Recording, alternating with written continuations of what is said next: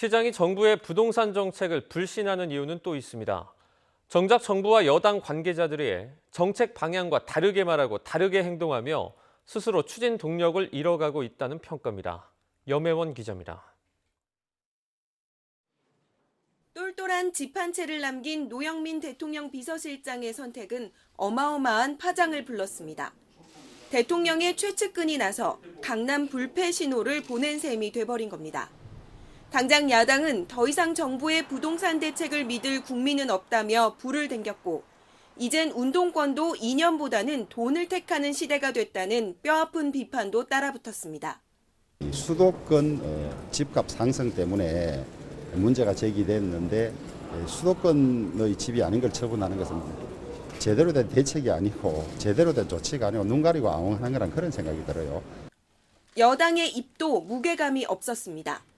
종합부동산세를 강화하는 부동산 정책을 발표한 지 반년도 채 되지 않아 총선을 앞둔 여당은 스스로 종부세 완화 카드를 꺼내들며 한 표를 호소했습니다. 1가구 1주택의 실소유자, 그리고 그분이 뾰족한 소득이 없는 경우에는 현실을 감안한 고려가 필요하다고 판단합니다.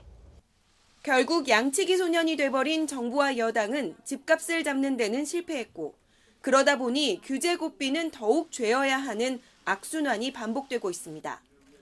여당 대표가 직접 불안한 부동산 시장 상황에 대해 사과했지만 비판 여론은 잠잠해지지 않는 상황. 민주당은 부동산 정책 후속 입법에 더 큰 부담을 진 채 뛰어들 수밖에 없게 됐습니다. 다주택자와 법인에 대한 종부세율을 강화하겠습니다. 아울러 각종 공제 축소 등 종부세 실효세율을 높이기 위한 추가 조치를 국회 논의 과정에서 확실하게 검토하겠습니다. 물론 거대 여당의 의지만 있다면 법 개정까지 거침없이 달릴 수 있지만 이미 종부세 완화, 더 나아가 1주택자에 대한 종부세 폐지 법안까지 발의해놓고 배수의 진을 치고 있는 미래통합당과의 전면전은 피할 수 없을 걸로 보입니다.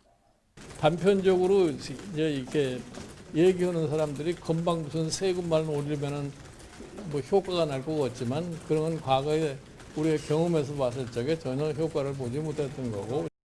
시장의 불씨는 결국 정책 따로 말 따로였던 정부와 여당의 행태에서 비롯됐다고 해도 과언이 아닙니다. 정책의 방향만큼이나 시장에 일관된 신호를 주는 것이 중요하다는 기본을 되새길 때입니다. YTN 염혜원입니다.